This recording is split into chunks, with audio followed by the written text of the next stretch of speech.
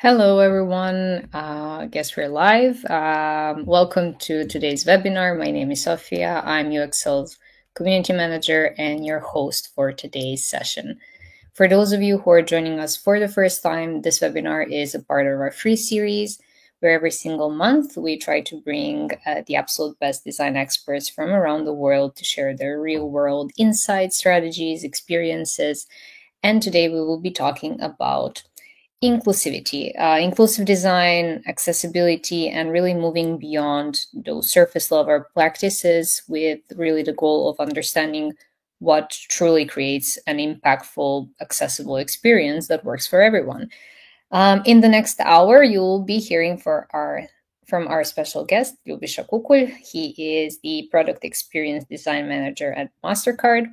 He worked with some really big brands as well that you maybe heard of, Coca-Cola, Google, and he's really bringing really a wealth of knowledge in this area. And I'm really excited to hear more from him. You also may know him as our instructor behind the course Accessibility Foundations. If you haven't already checked it out, please do. But before we dive in, we have a few housekeeping notes. So, as you can see, this is a live stream. The goal of our sessions and why they're live is to make this a two-way conversation. So we would love to hear your thoughts, your opinions, also comments, critiques, but also questions. At the very end of the session, the last 15 minutes of the webinar are reserved for a Q&A. So feel free to drop your questions and we will do our best to tackle most, if not all of them in that time. And yeah, in the meantime, yeah, let us know your name, what's your where you're tuning in from, and also what is your experience with accessibility and inclusive design. Do you care about it? How much, and how much would you like to learn from us?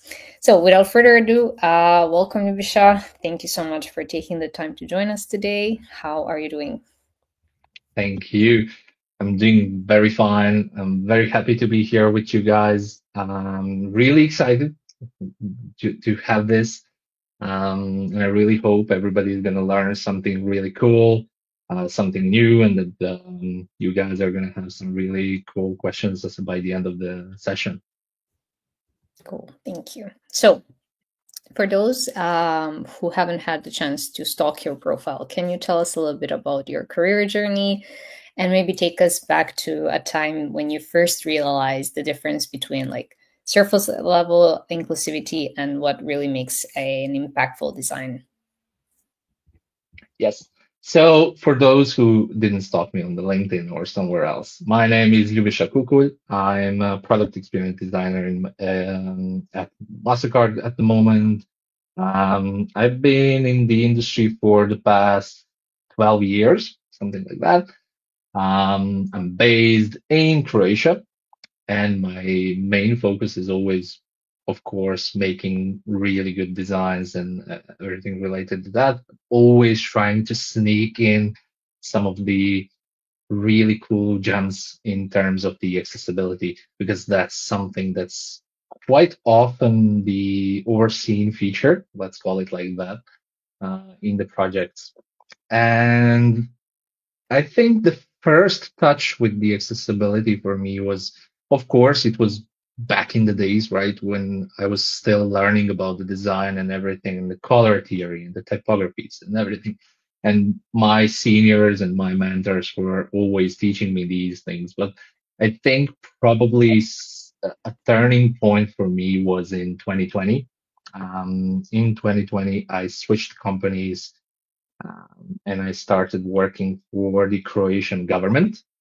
Mhm. And during our project there, we were actually trying to build some pretty good features and pretty good products in terms of the citizenships, digital certificates, digital identities, and stuff like that.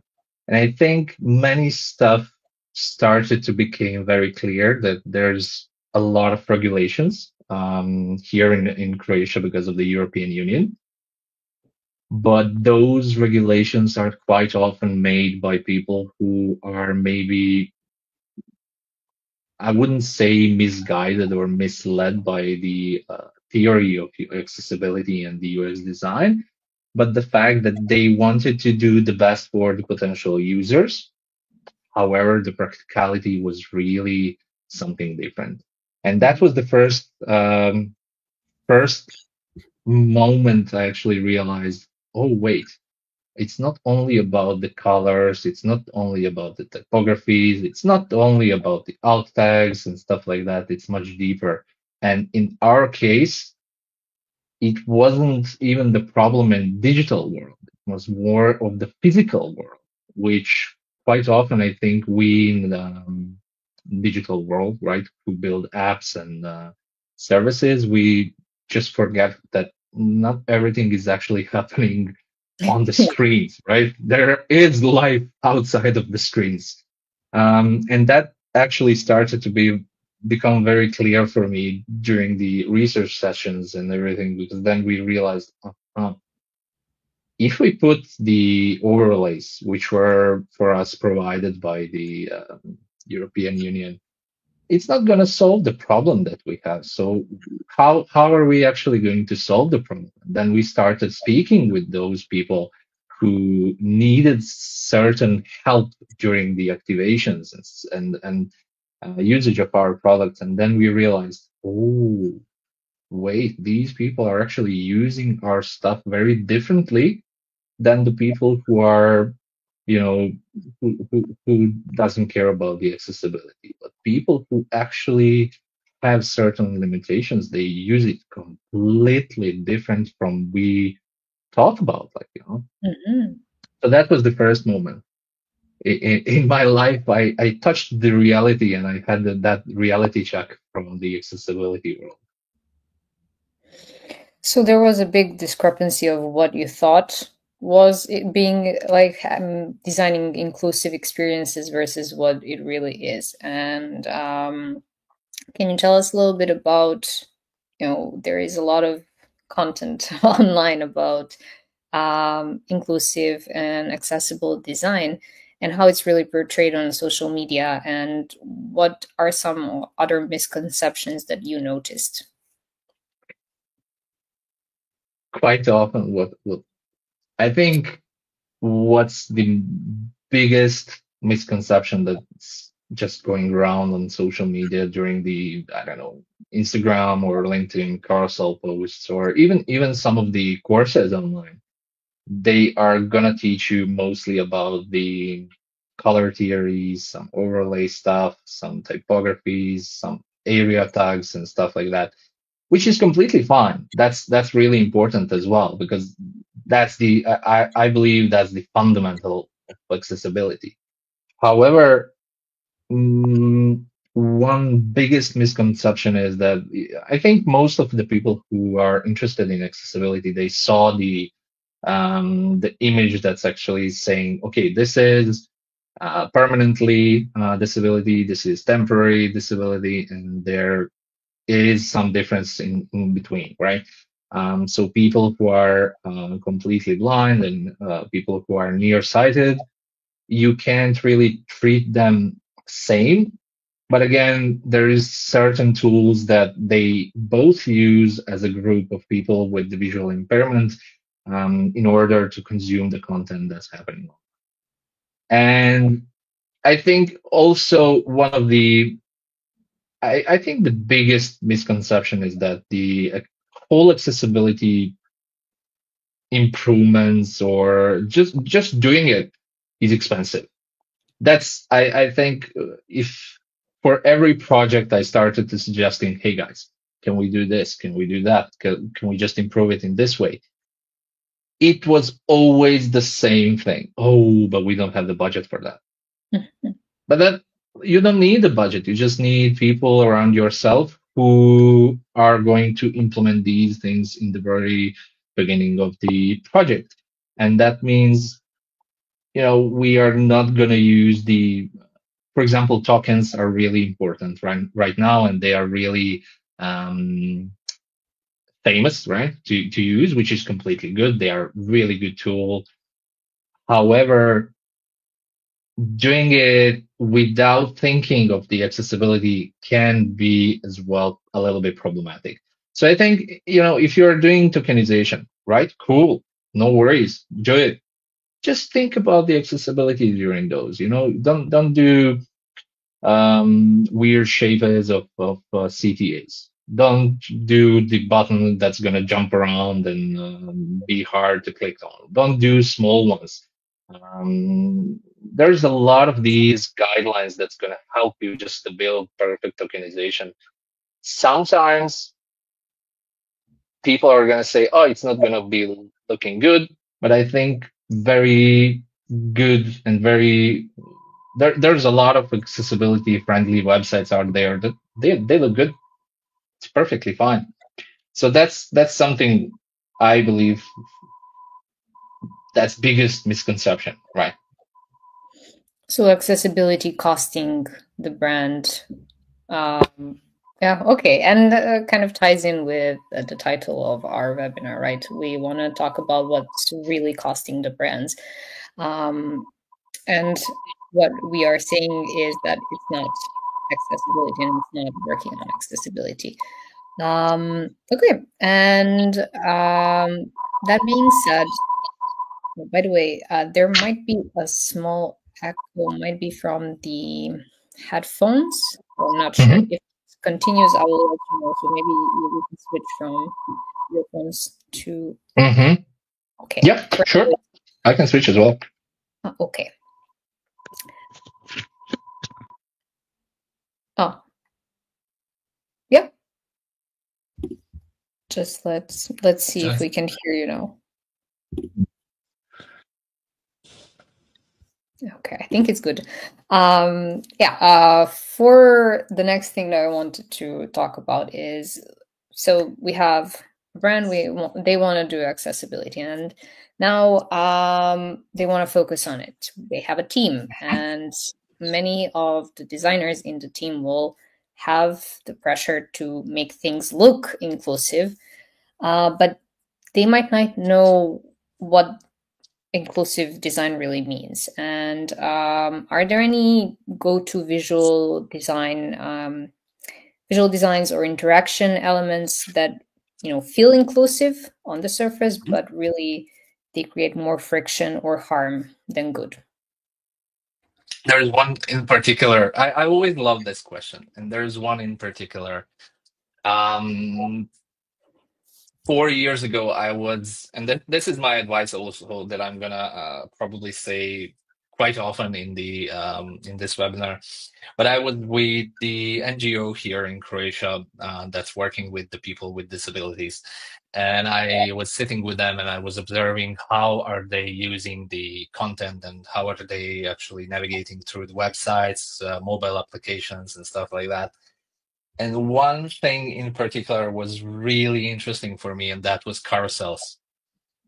If the carousel is not built correctly, and if there's a lot of carousels, quite often what's happening, the screen readers are going to start shouting stuff like 50% off the AirPods, and then traveling to Asia, or you want maybe a Dyson vacuum cleaner, and you're going to have a lot of these background noises if the carousels are not built correctly. And you can prevent these things, but quite often I think people just forget about it, and there's not enough testing. That's also one of the things that's happening quite often, where we build stuff and we don't test them. And when I say we don't test them, it's okay that you are completely, sending the designs on the test. However, what's happening is you don't test it. You who built it maybe test it. You open it in the browser, you click there and there. None of us maybe do the screen readers. Just turn off your monitor and try to navigate the website if you can. Your own website. That's the perfect scenario. And the second thing that comes in quite often regarding the elements that people like to use are, and I think they even stopped using those recently, but it was autoplay videos. Uh-huh. Oh yeah. Like right now, there's a trend of having the autoplay testimonial videos. It's quite popular, where you have almost a TikTok size video on the side of the screen. And it's hilarious how if you go to screen readers, they're just going to play the video and you are not going to be able to maybe hear the navigation and stuff like that. Well, that's a Fun, great fun tip. times. Yeah, autoplay videos, I think in general, we like there's been a decline of them, mainly because they feel intrusive, but that's a good point on the inclusivity as well. Yep. And what can we do instead? What for the same purpose of having those videos, how would you redesign it or how would you rethink it? I believe it's actually really simple. You just don't autoplay stuff.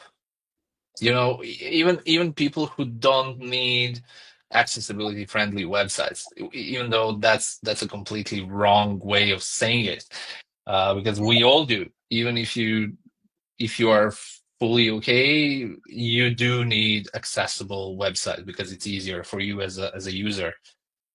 But I think it should be something on demand. You know, if I maybe I'm just getting older, who knows? But I like to have stuff happen when I click on them. And you know, I think this was in era where European Union introduced GDPR. We had this problem with cookie consents, and then banners, and then promotional stuff, and then you have all sorts of stuff happening and blocking your way until the content. I think this is the same way. Just let the people consume the content that they want. Don't try to oversell, upsell, cross sell that much. I know we are all living in a world where this is the reality and this is the life, but there is quite a few more practical ways, and I think even if you do it that way, people are going to build trust with you and they're going to love your product more rather than if you bomb them with the pop-up ads and stuff like that. So having something that people are going to consume on demand is much more valuable than just rubbing it into the face, especially for people who are using screen readers or who have cognitive disabilities. It's just, a big no-no from my side, my perspective. I could be wrong. I'm completely standing open with that. It's just my opinion that people should be able to navigate the web and to use the content that you are giving them the way they want. That's a very good point. And I like the fact that we are talking about inclusivity in what it really is for everyone. Um, and when we talk about creating inclusive designs and also experiences, they have business impact, whether we like it or not.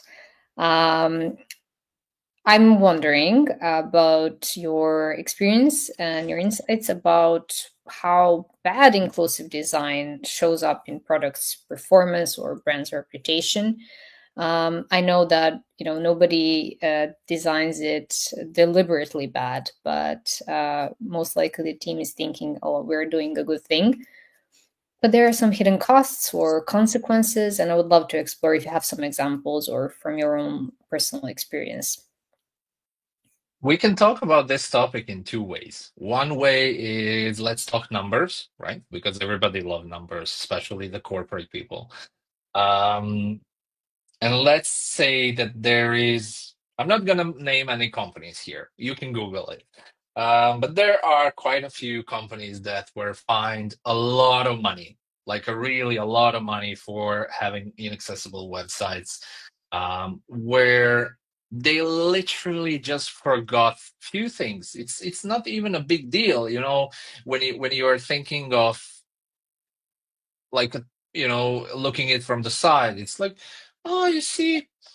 It shouldn't be a big deal if you forget that, but then you realize how the people are actually feeling from that side who had to consume the content and the website where it was not accessible. They couldn't use it. So there's quite a lot of these examples where big corporations were fined a lot of money and they always lose on the court because of that. The other two things I would say, one again is related to the numbers, is if you are not building inclusive and accessible website or app or product or whatever you are building, are you really doing it for all the users or just the selected ones? Which is, if you have your opinion, that's completely fine. However, you can't go with the ads and campaigns, marketing campaigns that, oh, we are here for all of our users. No, you're not, because you didn't include all of them.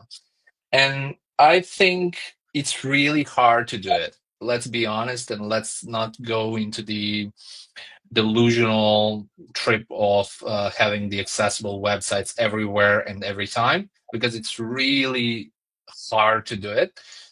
But I think it's just expanding your user database. So basically, if you are building good websites, good apps, good products, it doesn't even need to be the digital product. It can be fully like physical product.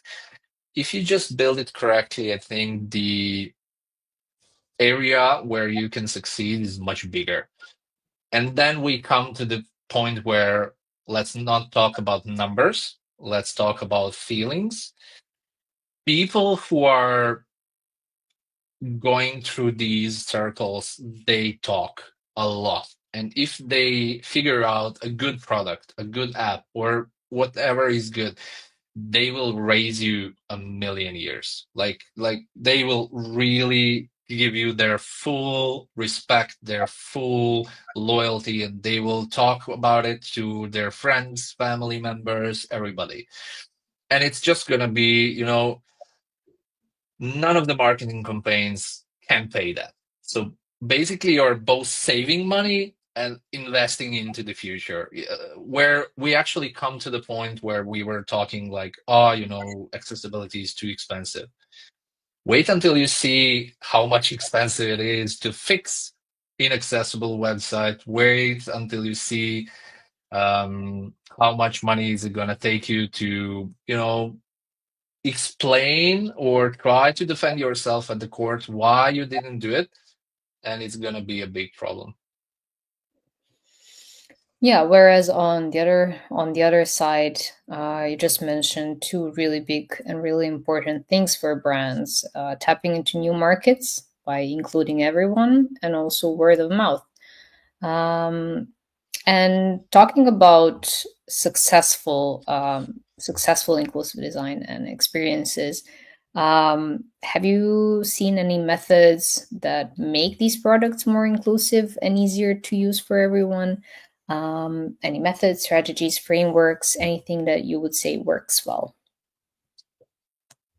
I think there is quite a while of those, right? And the first one that this is my advice always to all of the companies and all of the individuals that are building something: just go talk with the people, do your research. It's that simple. You don't need to and again, let's refer to the cost. It's free.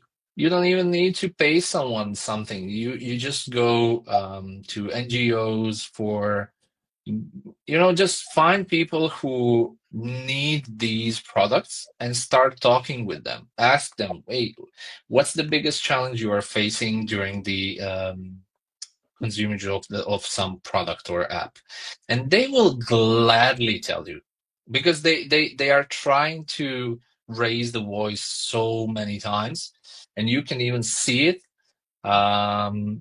It's just sometimes people are not listening, and that's something that we should change in future. Also, one of the you can always hire accessibility experts. You can hire people who are 30 years in the industry, who are working very closely with these people, and they will probably have a lot of knowledge, a lot of strategies, a lot of stuff to start everything from the ground up. However, that can be costly, and it depends on the individual or the agency, or depends, right, how much are they gonna charge you for that. While I think if you do something that many big corporations are doing right now, if you hire people with certain disabilities as part of your team, you are doing a huge favor to everyone, because you hired these people, which is really nice and really good. Again, you are building a product which have these people in it, so they are actually building for the community, and it's really beautiful to see something like that. Recently, what I figured out, I was trying to figure out if I want to buy MetaQuest 3, and I was really like hyped up. I want it. It's really nice, and I started looking, just video reviews about the product. Then I realized they hired a complete team just to try to figure out the best practices, the best usage tools, the, everything from the ground up. Let's try to improve it and to make the best possible product that's going to be accessible for all of the people. And I think that's really nice. I personally don't have any major disabilities. I have strabism on my left eye, which is again not that bad, right? But having the fact that I can modify, and I even have the Sony VR2, having the ability to modify the distance of the Mhm. lenses, it's really awesome. That's a game Yeah. changer. And you see how small detail can actually impact such a big thing in the users database. So I think just, for simplicity, go talk to the people. There's a lot of knowledge out there. Just go talk to the people. For sure, everybody is going to tell you AI, right? AI can do wonderful things, and I'm 100% sure with that, and I agree. However, mm, I think no AI tools can replace the human emotion. And that's something that we are going to wait quite a while to have experienced with the all AI tools. For those who want to go out and seek, find people who can help or who can give them like actual insights, where can they go? We mentioned NGOs. Do Mhm. we have any guidance for them? So basically, right now, I'm going to tell you something my teacher told me in the high school when I asked him almost similar question, but for something related to in design. Just Google. Google is your friend. But not jokes aside, what you can always do, there's I'm not, for example, I'm not using Facebook, but there's a lot of Facebook groups. There's a lot of Discord communities. There is a lot of Reddit communities. Reddit is, people quite often forget about it, but Reddit is awesome tool if you want to get the insight from the people. And there's beauty in it that everything is almost anonymous. You can hide behind the nickname and it's going to be cool. But you can find so many real life experiences and real life people helping you build the best product possible just by asking. And I think that's something quite a lot of people are forgetting. Just ask. Nothing bad is going to happen if you ask. For example, how I started doing these sessions with the people in Croatia. I messaged them. Basically, I was Googling and I saw, Association for Blind People. It was literally called that way. I reached out to them, I emailed, and I said, hey guys, I'm a product experience designer.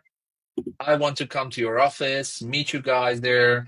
I want to learn from you. Is it possible? If needed, I'm even willing to pay you something as form of the donation. They didn't ask anything in return, but you always have to bring some value for them as well to feel that mutual respect and clear connection.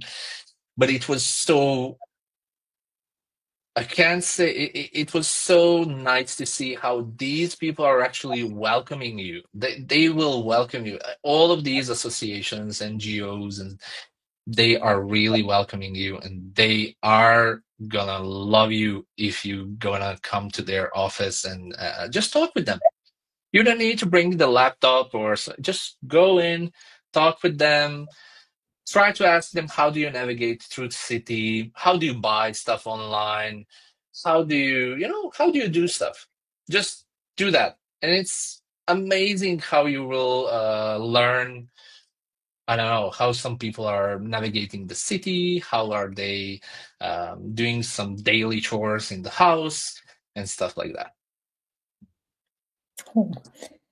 And we mentioned also about whole teams being hired to help out on this. But if we're talking about maybe some individual contributors that are listening to us, when it comes to starting small, Mhm. but moving beyond those conversations, what else can they do? I believe just go with the small steps. If you are an individual, it's quite hard to do a lot and have a lot of things being done. But I think even the small changes in let's say just I don't know, if you are building websites, if you are doing mobile apps, it doesn't matter. Doing small steps as taking care of the line heights in typographies. Just that. It's so simple. Just that. It's gonna give you a lot of like a lot of advantage in comparison with the other apps or the products. Just start small. Start thinking about, okay, how are gonna people consume my content? And then once you start actually thinking that way. We always say as a designers, let's put ourselves into the shoes of the customer. But quite often we forgot to put ourselves into the shoes of the customer who needs these special treatments. And I think if you just start small, it's gonna play well for you, like in the long road. So just starting that way can bring you much value. However, if you want to think big, again, you as an individual contributor, just go speak with the people, gather the knowledge, gather the experience, write down those notes that people are going to tell you, and start thinking about the structuring, the positioning of the buttons, the positioning of the accordions, the positioning of the carousels and stuff like that inside of your products, and it's going to be fine. Later down the road, when you figure out the rest of the story for your product, then it's an easy way to go and improve stuff when you have already something. But if you already built something and you need to fix that's a slight issue. Oh, slight issue, but do you think it's solvable? It's always solvable. It's always the only way where things are not solvable in terms of the accessibility, and that this is something I experienced, and it's only with the tools that have the components hard coded, and that means that there's no well-made structure. There's no any design system.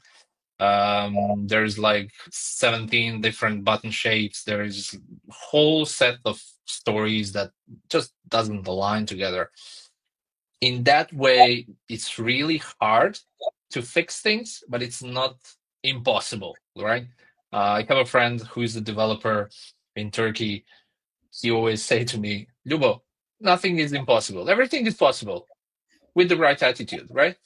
And I love him. I love that. And for me, it's always like when you need to bust your head and think about, oh, how are we going to solve this?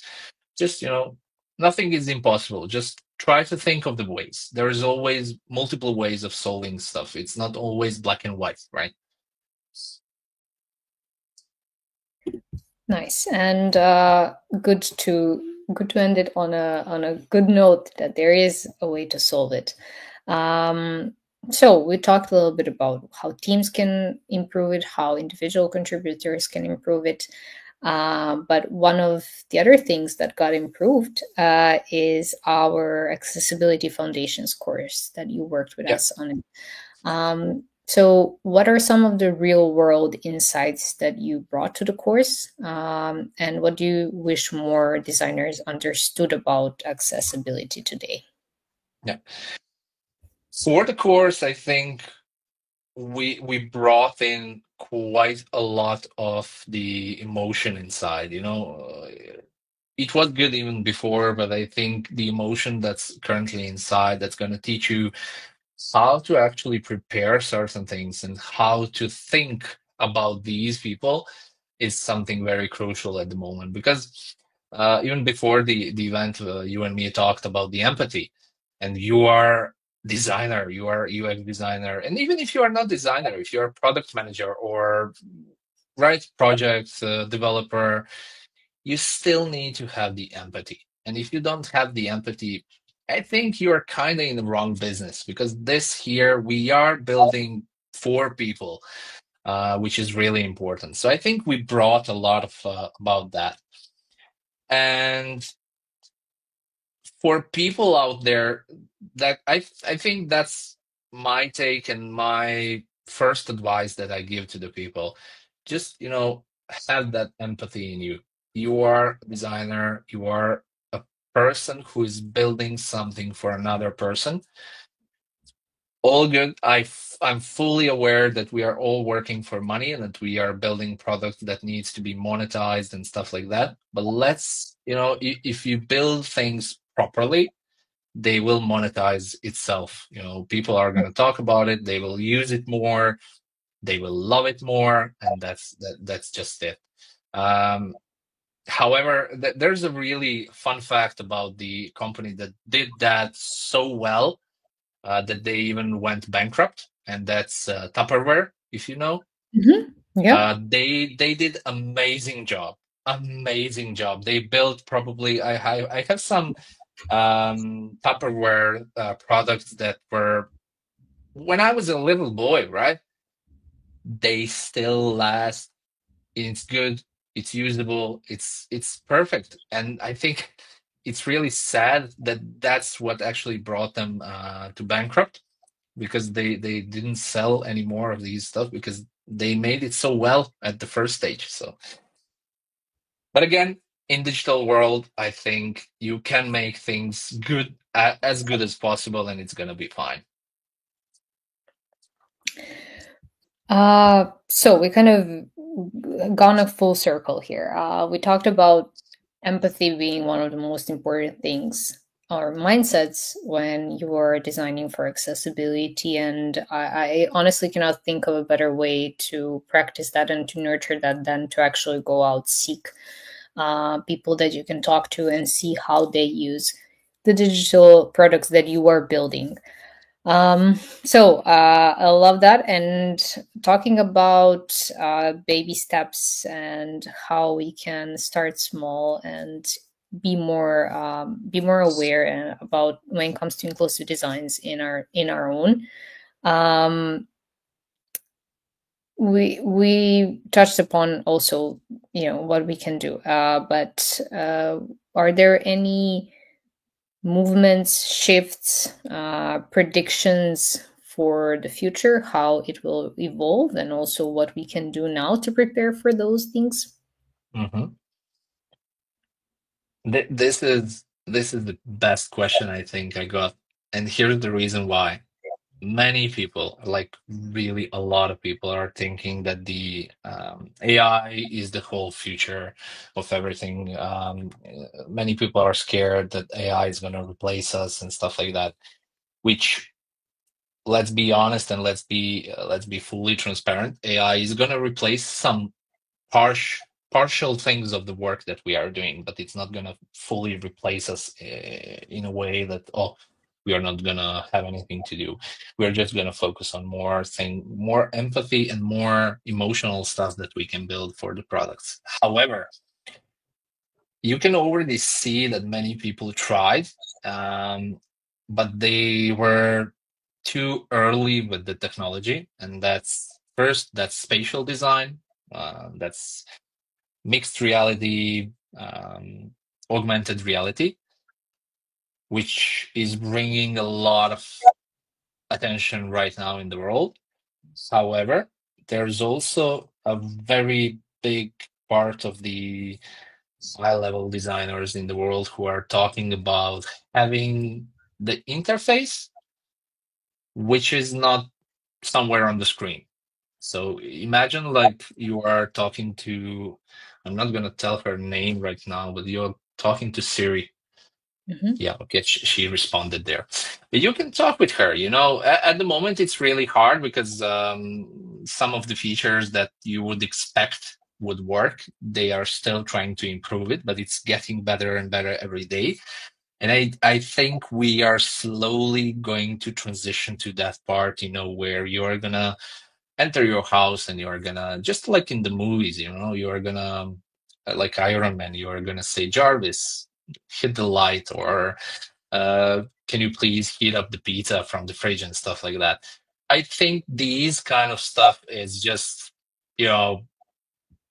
magical, and it is gonna change the world in a couple of years, where we are going to transition from these big screens to some smaller screens, or even no screens at all. This is just my take. So again, right? I could be wrong, but it is something that I see quite often that people are trying to figure out at the moment, right now, Mhm. which is really cool to see people working on these stuff. It's just, some technologies are far too advanced for the time that they had. So we'll see. We'll see what will happen. Far too ahead of the time, and like the adoption of it, like the willingness to adopt, right? Fair. And cool insights. And Yeah. let's see what happens. But that concludes all of my personal questions for you. Mhm. We are now definitely in time for the Q&A, and we already have quite a few questions that I'm really excited to explore. So if you are ready, let me just pop them to the screen. Just shout. Also, anyone who is still with us live, feel free to post your questions. We will be trying our best to solve all of them. The first question we got is, how do you deal with the tempo when you have a lot of regulations and corporate stuff going on and everything happens really slow, and have decision makers without proper background, probably when it comes to advocating for accessibility and inclusive designs? This is quite often the situation that many designers are experiencing, because they are in a company that either are shipping something really fast, and that they think they don't have time for the accessibility. Um, Quite often it's like a parent, and having a toddler, and toddler wants to play with you while you don't have time. It's almost the same. Um, you are gonna get a lot of rejections about it, but I think what you can do in that part. So we are going to come back to the second part of the question. But for that part of the question, I think what you can do, try to do things with being proactive. If you think, and if you suggest, okay, guys, you prepare the key presentation about some features, and you say, these features needs to be improved. Let's do it this way. Let's do it that way. It's fine, cool. But if you get rejection on that part, just try to maybe next time suggest it through the design. If they see the upper management, if they see the wheel is spinning already, maybe they can actually change their mind and say, well, since you already did I don't know, 20-30% of the work, and you being really good advocate for that, and you are proactive. Let's just continue with that tempo and that phase, and maybe in the couple of steps you are actually going to achieve what you wanted. Which is bringing us to the having the stakeholders or decision makers without the proper background. Again, this is something that I wouldn't say that they don't have the proper background. It's just that their minds maybe work a little bit different. Again, which is something we should be aware of as the people who work in a design with the accessibility and stuff like that, because we should address that. We should understand why are those people actually rejecting the offers for the accessibility. What's the showstopper? Maybe it's a budget. Cool, then you can try and work around about that. Maybe it's just people like stakeholders are uncomfortable because, as you say, they don't have the proper background, so they are uncomfortable of making the decisions there, which in that case you need to educate them. Don't ever do stuff like, oh, you don't know accessibility, you don't know color theory, you don't know UX, or try to act like you are the holy grail of the knowledge. Just go and educate people politely and try to show them the real examples from the real life scenarios. Try to dig up some numbers as well, how certain companies were affected when they didn't include accessible design and stuff like that. Quite often it's gonna work fine. And that's something I'm telling you from the experience, because this question was the summary of my work for the government, where in governments everything is slow because of the regulations and the stuff that's happening from the above, and you have people who don't have the background in design. These people don't know, so you need to just educate them and everything is going to be fine there. Thank you. And thank you, Preslava, for the question. We have another one. As a follow-up, also, have you dealt with situations where, in case to do your job properly, you have to educate others respectfully? How do you approach it so it can be seen as a positive thing and opportunity? You kind of touched upon it a little bit through design, but you like, let's again, for the first part of the question, like, we almost answered it. For the second one, you can always create some sort of the webinars, you can do workshops, you can do a lot of stuff. Or if your stakeholder is the type of the person who is more focused on, let's say, Excel sheets and stuff like that, they are not gonna maybe watch your PowerPoint presentations, they are not gonna watch your stuff. However, everybody likes food, so just invite them for the lunch. It's a 30 to 60 minute of their time. Ask politely for the time, and maybe prepare 2 examples of the good accessibility methods or points that you think maybe could be improved. I guarantee you that the outcome from that is going to be much different than if you just gather people into the room and do, I don't know, an hour or 2 hour workshop with them, where they are going to be there maybe, but they will not understand fully. However, if food is always a good connection, so if you talk with them over food, it's going to be fine. That, at least, again, that's something I did, and from my experience, it worked. Food is always a good choice, yeah, to bring up the conversation. Thank you. So from Cass, if you're building an app from the ground up for a startup, what are a few accessibility elements that should 100% be included, and what are some that could be added later on? Mm-hmm. Cool. So I think from the ground up, if you are building something really important, no matter which startup are you talking about, like, really doesn't matter the industry. Having clear communication on the website or app or whatever, and clear structure of the elements is the most important. I can't tell you like, hey, you need to have carousels, or you need to have, I don't know, star ratings or thumbs up, thumbs down ratings. There is no typical, let's say, a book of guidelines that's gonna push your product to be the most accessible ever. And here's the one reason why. And many people who are in the accessibility industry for more years than me are maybe gonna disagree with me, which is completely fine. Every product will find their customer, which is completely right. Everybody knows that. But one thing that we all forget is that every product that we are building will also find people who are going to hate it. And you always can learn from these people. Never, try to push those people away from you, because people who are going to hate your product and your app is actually going to help you the most bring up those elements that you are missing at the early stages of your app building.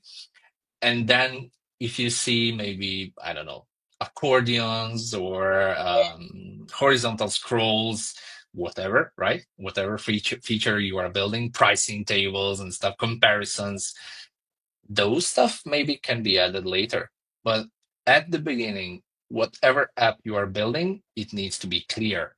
And it's going to be clear with the right structure of information, with the good elements inside in form of the position of those elements. So if you are having a background image, whatever the image is, you should have a good contrast ratio with the typography and a button. You should have good color matching. You don't go, fully Bananga like it's 90s and then put the neon background with the pinky buttons. Just, try to go with the flow and try to be settled, calm, because we are really living in a world where everything is hectic. So if you're building something that's not bringing more stress to the user, it's going to be fine. That's good. That's a good point. Not bringing more stress to the user. And we have a similar question from Parin, who says that in his country there's not really a law about product accessibility. And what are some baby steps he can take to raise awareness in the company, especially at an executive level? I think this is something we covered before with the educational part, and I completely agree with you, Parin, that some countries don't have the law about the accessibility, which is something that should be changed, just for the sake of equality and inclusivity. But you can't really change that on your own. So educating properly the stakeholders, maybe try. It depends on how many levels are you below your executive level. But if you are in a larger scale company and corporation, again, what you just said, baby steps. Go to your manager, ask politely, hey, what we can do to change this? It's a potential impact, and we can bring some numbers, because executive people mostly care about the numbers. So try to convert and try to speak their language as well. If you are an advocate for accessibility and people who needs it, there's a really good saying, you need to wear a lot of hats. It's not only you as a designer, it's also you as a potential friend of the disabled person. It's also someone who's gonna try to stand shoulder to shoulder with your manager and speak to higher management. It's it's a partnership. It's not the solo ride. That's what I always like to say when it comes to the accessibility. I'm not gonna say you can't, because nothing is impossible, but it's really hard. So try to find yourself a partner, try to become friends with the people, and that's your way up. Thank you. And yeah, I guess there is a slight difference in in the situation here and in the setting where one scenario we're talking to people who are already aware of accessibility, why it's important and why it's required, whereas here we have a completely like different scenario where the person isn't aware, doesn't care, and isn't obliged to care. Yeah. Well, yeah. Speaking their language, right? Thank you, Parin, for the question. Hope we were able to help out.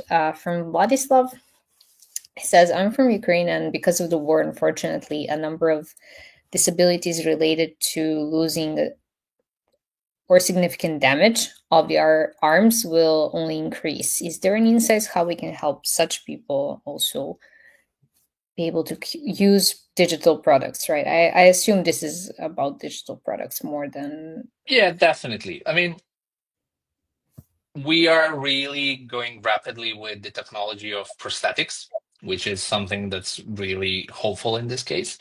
And the cost of these things are reducing from what I can see, because there's different tiers, of course. However, for those people who can't afford these things, I saw from the first-hand experience that it's really hard to use nowadays technology, especially with the AI, because AI can hallucinate. But there are a couple of products out there that's actually made just for these people, and it's just bringing, it's simple. There's no maybe a lot of opportunities to explore other apps inside, but it's simplicity that works. And it's basically a training for these people, because first let's just separate it into the portions. As much as we would like to focus immediately on the how are they gonna use the apps and how are they gonna play the games, I think it's more important that they are dealing with a high amount of stress at the moment, because it's never once you are losing your health, it's never fun times.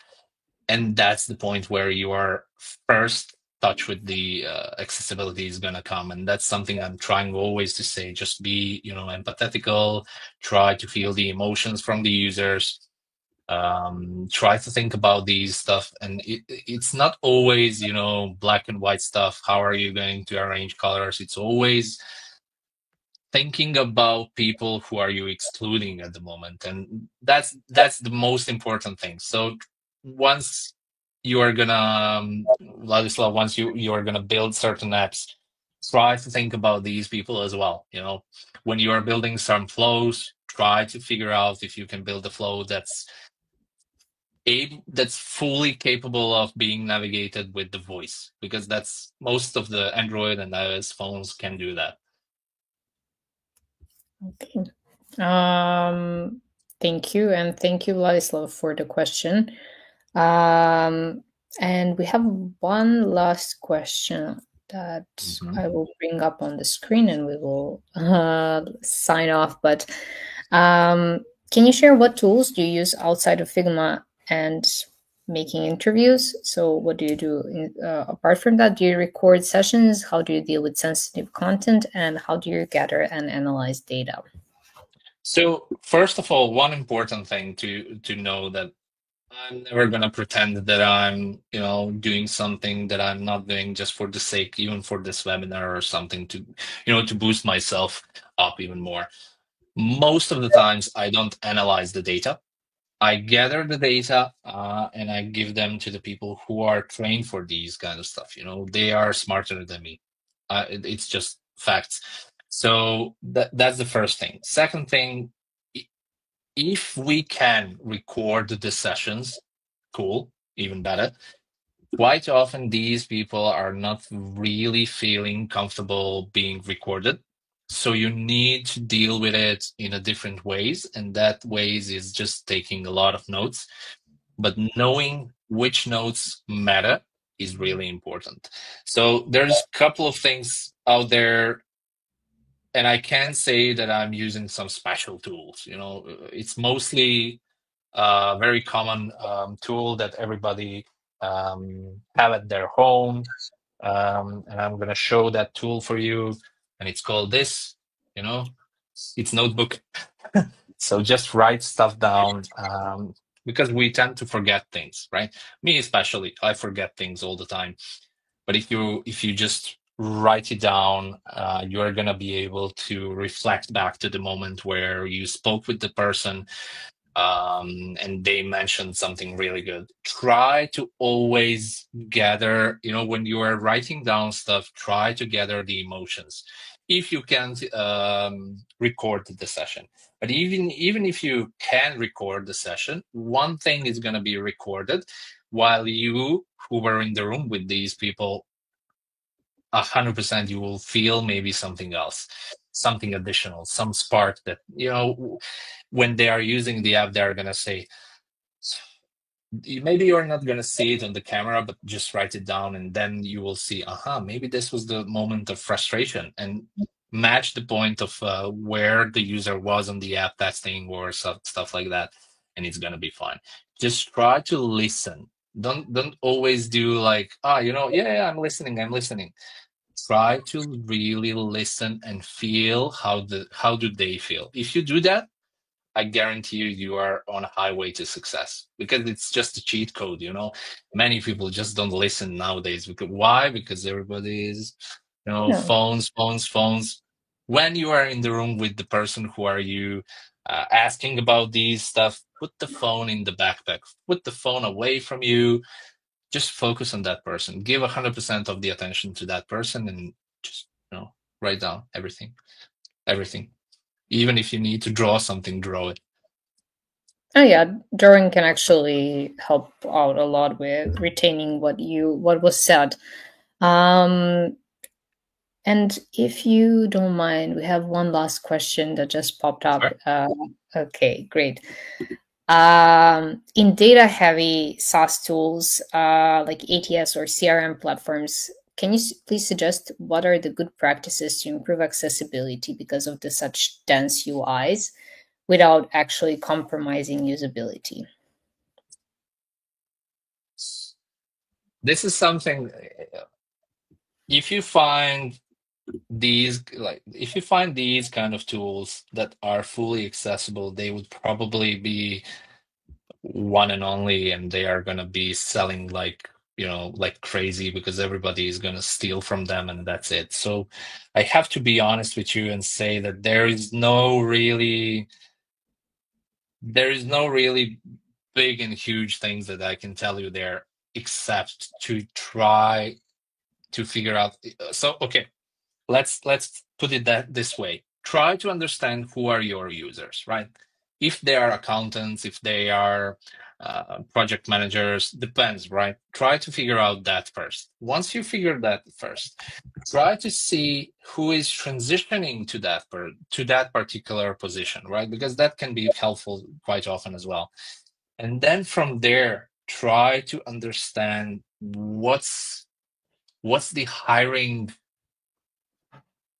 let's say, data. Let's name it that way. What's the hiring data for these kind of stuff?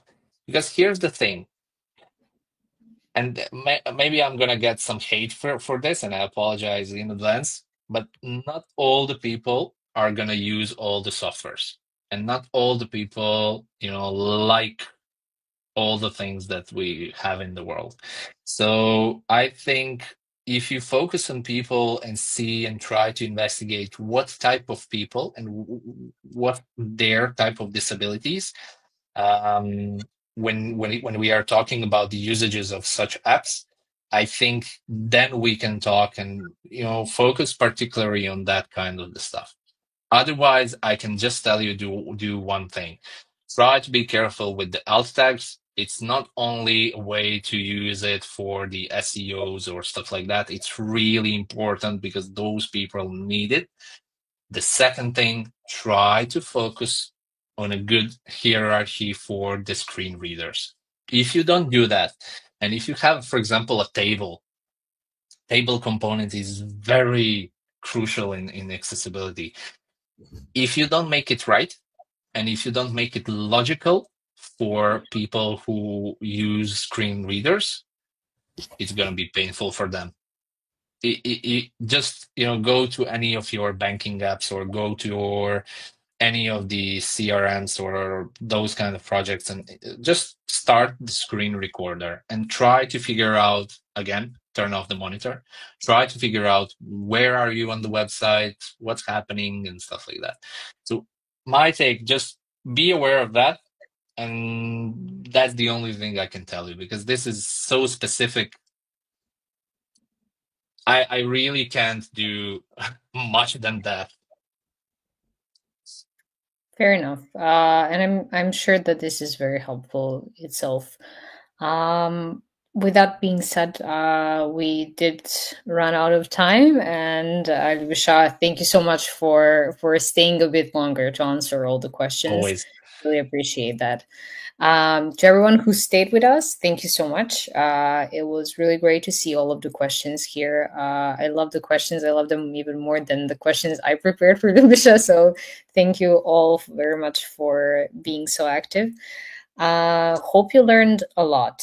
If you are interested in improving your accessibility knowledge, Lubisha has a course with us on UXL. There is a link to it in the comments, but also you can all check it out. If you like what you heard, you can follow Lubisha on LinkedIn. I will also plug his contact in the follow-up email, where you will also receive the recording, and you can rewatch and revisit these insights anytime. And if you like these type of sessions, we have plenty of them on our YouTube channel. You can just go back and watch it in the live section. With that being said, that's all from me. Thank you all very much. Lubisha, if you have anything you would like to tell everyone before we log off? If anyone have any particular additional questions, or if you just want to chat, or if you need any help, feel free to ping me. I'm always happy to help people and share the knowledge I have. So no problem, just ping me. Thank you. And one big thanks again for having taking out the time to do this with us. Hope you enjoyed it, and yeah, have a great day, everyone.